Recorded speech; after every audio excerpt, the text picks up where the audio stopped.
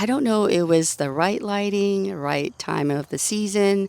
For whatever reason, it was as if I was looking and admiring and appreciating a garden that wasn't mine.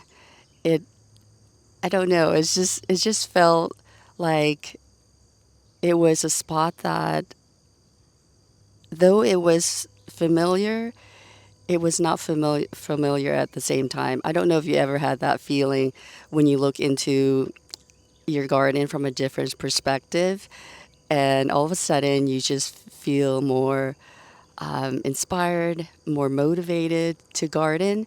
So I hope you've had that feeling or had that experience before, because I did the other day, and it just made me appreciate gardening a lot better and made me just wanted to keep going. That all these years of gardening didn't go to waste. That what I was trying to create has somehow came true, especially this spot, because I usually don't look at it from this spot that often. I may be just walking by, but I would be passing pretty quickly, not really, paying too much attention to it. So it was just it's just nice, and I just wanted to share that with you, and hopefully you can be inspired. And then also be inspired to, of course, to look at different spots in your garden that you have never seen before, to get some inspiration and some encouragement to keep going, because I know that a lot of us are experiencing crazy weather. So it's just all the different things.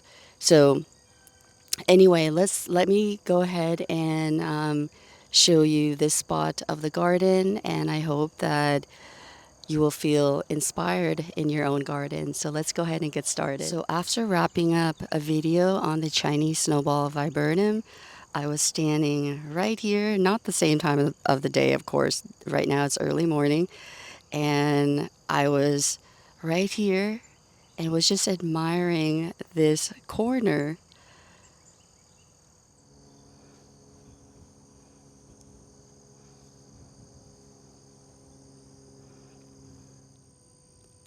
Here's from a lower level looking up. I could see from here that there is depth, persimmon tree that's getting taller. You have the sugar tip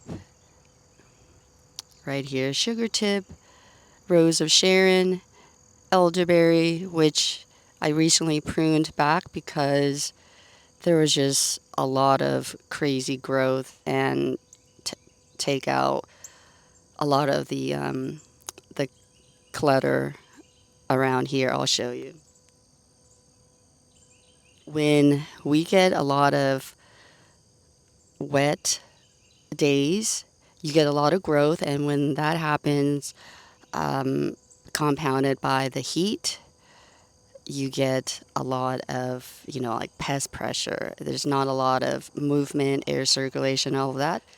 And I think by removing all of that, I was able to see the beauty of this garden a lot better, because you can see that you're able to see through. There are different layers: the foreground, the middle ground, and the background. It's not two-dimensional but becomes three-dimensional.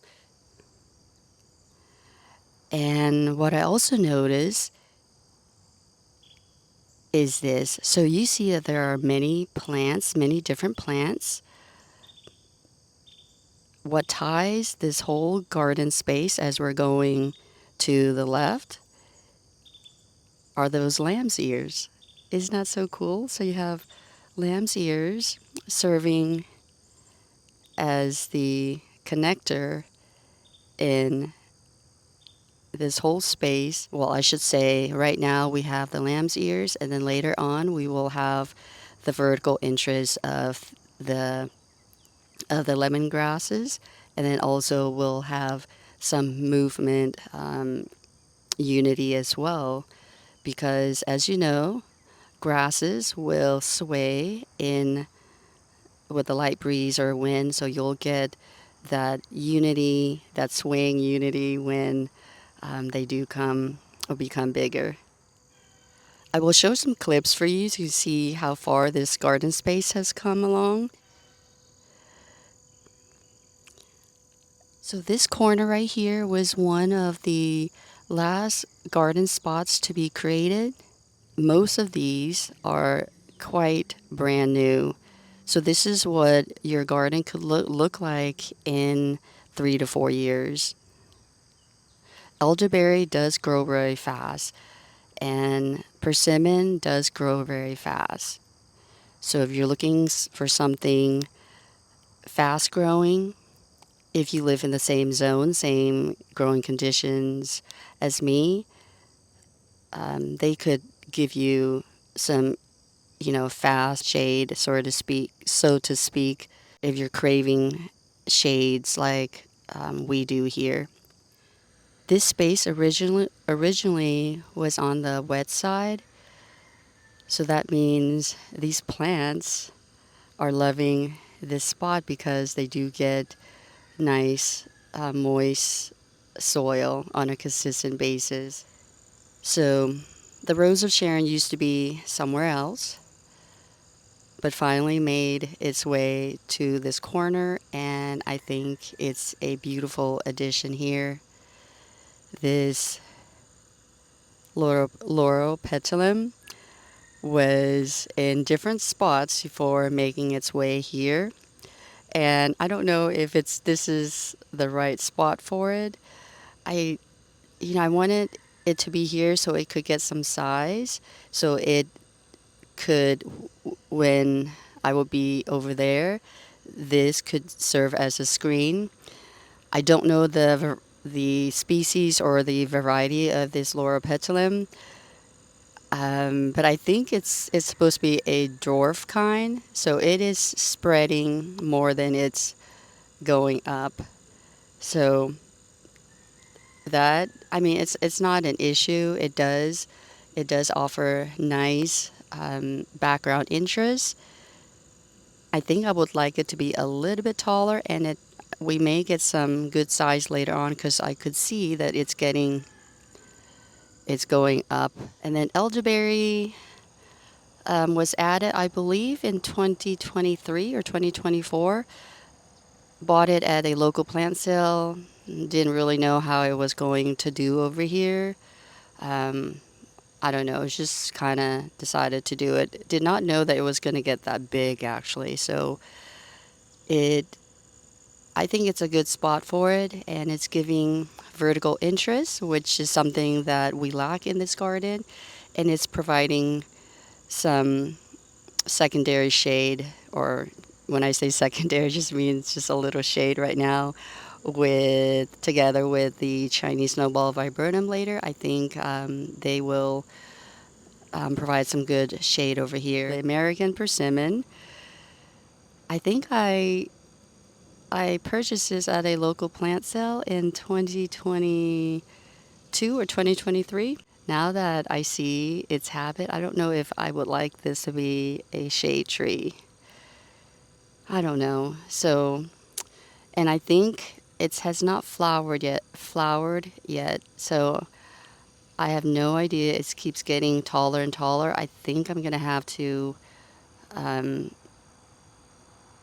prune it back so that it could be managed a lot better, like as a small tree instead of a big tree. Because I've seen this tree in other people's places, and they're huge. They can get really huge, and you need a male and a female to produce good fruits.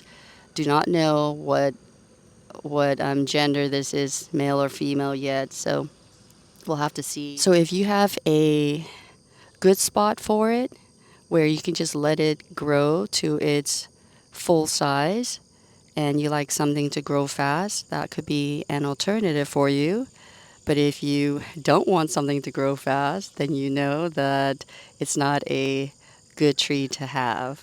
The arborvitaes, those were the last additions to this space, I believe. I just planted different things, different times of the year. You know, you get to a point where you just don't remember anymore. But I would say around 2023, those are supposed to be the dwarf kind, and they're getting pretty big as well. They have put on some good size since they were installed, except for this one that is on the smaller size. I bought several. I mean, I shouldn't say I bought several. I bought one plant and divided them into several plants. So the ones that are small, those were from divisions. I think I've covered pretty much the history of this garden spot. Hopefully, I did not leave anything out. And if you have any questions, please feel free to ask, and I'll be happy to answer any questions that you may have. I hope you have enjoyed watching this video, seeing it from a different perspective like I have been seeing recently. And I hope it has inspired you to look at your own garden from vantage points that you have never seen before. And hopefully, it will inspire you to get in your garden, whether to take in the beautiful view or just motivating you to start planting, pruning, or whatever it may be. Just make sure that you are getting out at the right time of the day so you're not getting heat exhaustion or whatever challenges that you are facing in your own garden. So be safe. So with that, thank you so much for watching this video, and I hope you found it um, informative as well. My name is Terry. If you're new to my channel, welcome. And if you are a returning subscriber or viewer, thank you for coming back. So with that, thank you so much again for watching this video. And until the next one, I hope you take care. Bye for now. Right now, it feels like a morning spring day, and I'm going to enjoy it a lot. So I'm getting ready to go and tour some of our local Master Gardener gardens. So, anyway, I hope you enjoy the rest of your day, and thank you for staying on. Take care. Bye bye.